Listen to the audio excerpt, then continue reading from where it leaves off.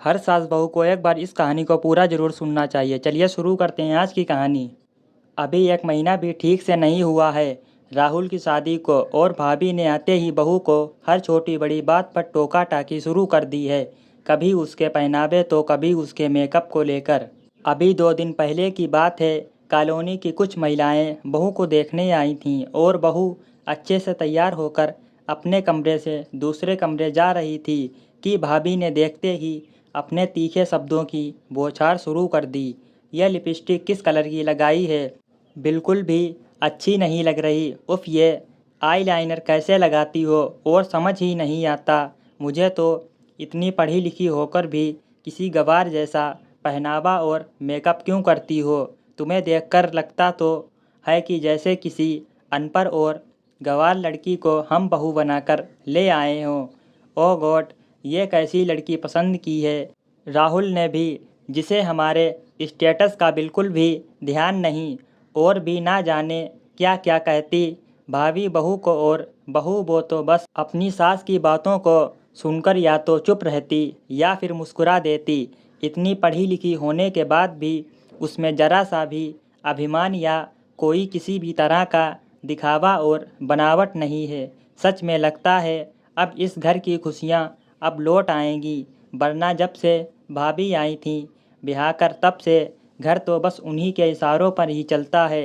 ये भी नहीं सोचती कि बहू अभी नई नई है तो उसे तो गहरे और चटक रंग ही अच्छे लगेंगे, और फिर उसकी अपनी पसंद भी कोई मायने रखती है। बहू को अभी इस घर में आए दिन ही कितने हुए हैं, अभी तो वो बेचारी इस घर और घर वालों से बिल्कुल अनजान ही है, और थोड़ा वक्त तो लगेगा ही उसे इस घर परिवार को समझने में। वैसे भी जब कोई लड़की अपना घर परिवार छोड़कर ससुराल में आती है तो 1-2 साल तो ऐसे निकल जाते हैं एक दूसरे को समझने में, लेकिन वो कहते हैं ना कि दूसरों को प्रवचन देना बड़ा आसान होता है और ख़ुद उन्हीं बातों पर अमल करना बड़ा ही कठिन।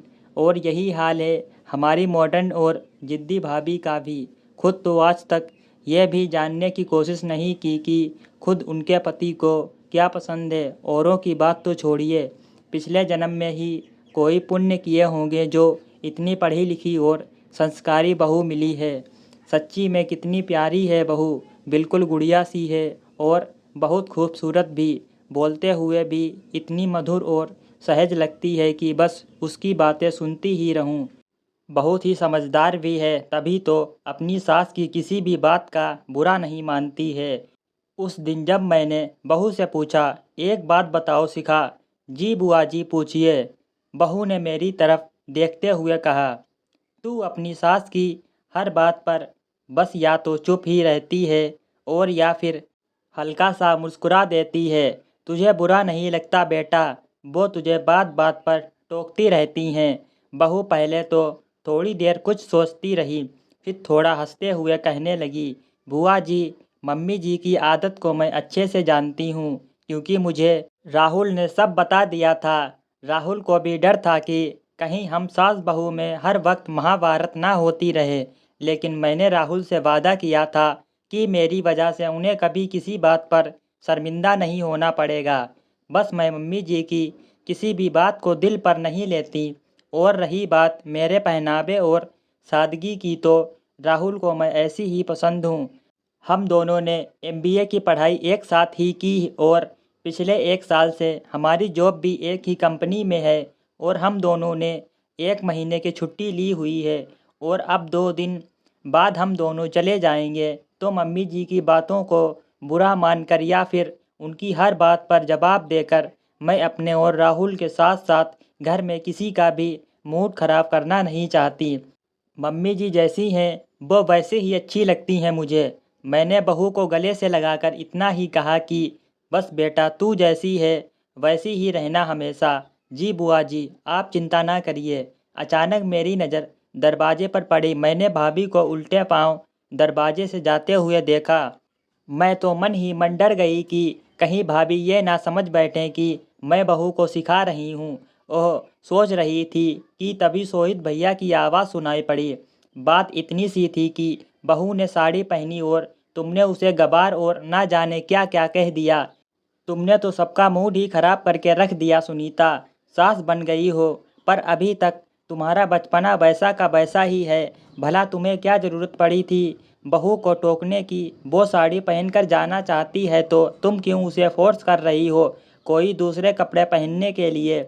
और तुम बहू को बुलाने गई थी तो क्या उसमें भी तुम्हारी शान में फ़र्क आ जाता? सोहित भैया ने गुस्से से सुनीता भाभी की तरफ देखते हुए कहा।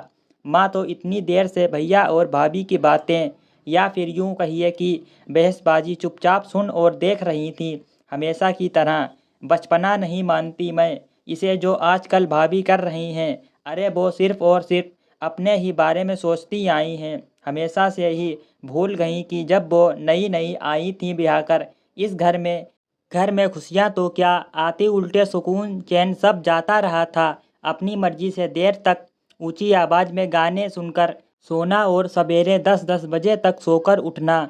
ना खाना बनाने का वक्त और ना खाने का ही था कुछ। आधी उम्र हो गई है और अब तो बेटे की शादी तक कर चुकी सास बन गई, लेकिन अभी भी बस अपनी जिद पर अड़े रहने की आदत नहीं गई इनकी। इन्हें अब समझना चाहिए कि हमेशा एक राजा का ही राज नहीं होता। और अब तो घर में बहू भी आ गई है। हे भगवान, भाभी को इस उम्र में तो इतनी सद्बुद्धि दे कि वो बेटे और बहू को भी अपनी ज़िंदगी अपने तरीके से जीने दे। अब बच्चों को हर बात पर रोकने टोकने का ज़माना तो रहा नहीं, और फिर उनकी खुद की ज़िंदगी हो और अच्छे से जानते हैं और समझते हैं कि उन्हें क्या करना है क्या नहीं। भैया की बातों का जवाब दिए बगैर ही भाभी अपने कमरे में चली गईं। तभी मैंने देखा कि बहू तैयार होकर आ भी गई। कितनी सुंदर तो लग रही थी बहू, भारी बॉर्डर वाली जयपुरी साड़ी में। खुद ने तो कभी साड़ी को हाथ तक नहीं लगाया, हमेशा कभी जींस तो कभी सूट, वो भी पैजामा कुर्ती, और अब तो गाउन पहनने लगी हैं। मुझे आज भी अच्छे से याद है जब पहली बार गांव में देवता पूजन के लिए जाना था तो माँ और भैया के लाख कहने के बाद भी इन्होंने साड़ी नहीं पहनी थी। और तो और जब राहुल छोटा था भाभी ने तो उसे कभी अपना दूध तक नहीं पिलाया, इस डर से कि कहीं उनकी सुंदरता कम ना हो जाए। सोच ही रही थी कि तभी माँ ने मुझे अपने पास बुलाया और कहने लगी, दिव्या देख तो, कहीं तेरी भाभी नाराज ना हो गई हो, तेरी मौसी इंतजार कर रही होगी। पोते के जन्मदिन पर सबको ही तो बुलाया है और बहू तो पहली बार जा रही है। भला उसकी साड़ी पहनने से इसे क्या परेशानी? खुद तो पहनती है ऊट पटांग कपड़े। ना उम्र का लिहाज और ना ही नई बहू की शर्म है। भगवान अब तो मेरी इस बहू को सद्बुद्धि दे। माँ को परेशान देखकर मैंने समझाते हुए कहा, माँ तू परेशान मत हो। हाँ, मैं इस बार भाभी को समझाकर ही जाऊंगी। जब तक वो अकेली थी घर में तो उन्हीं की हर बात पर हाँ में हाँ मिलाते रहे हम सब, लेकिन अब वो सास बन गई हैं और यदि अब भी भाभी नहीं समझेगी तो परिवार रूपी ये माला टूट जाएगी और रिश्तों के ये मोती बिखर जाएंगे। मैं माँ को समझा ही रही थी कि तभी बहू मेरे पास आई और बोली, चलिए ना बुआ जी, दादी जी, अब देर मत कीजिए वरना तो वहाँ जन्मदिन मन भी चुका होगा। बहू के चेहरे की मुस्कान देखकर तो मेरा मन ही खिल उठता है, क्योंकि वो है ही इतनी प्यारी। मैंने तभी भाभी के कमरे की तरफ इशारा करते हुए बहू से कहा, हाँ बेटा, हम सब तो तैयार हैं, लेकिन तुम्हारी सास। तभी बहू ने धीरे से मुस्कुराते हुए कहा, बुआ जी, मम्मी जी बस आ ही रही हैं।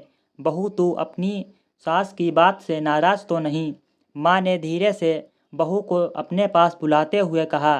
तभी मैंने जो देखा उसे देखकर मुझे अपनी आंखों पर विश्वास ही नहीं हो रहा था, क्योंकि आज सूरज पूरब से नहीं पश्चिम से जो निकला था।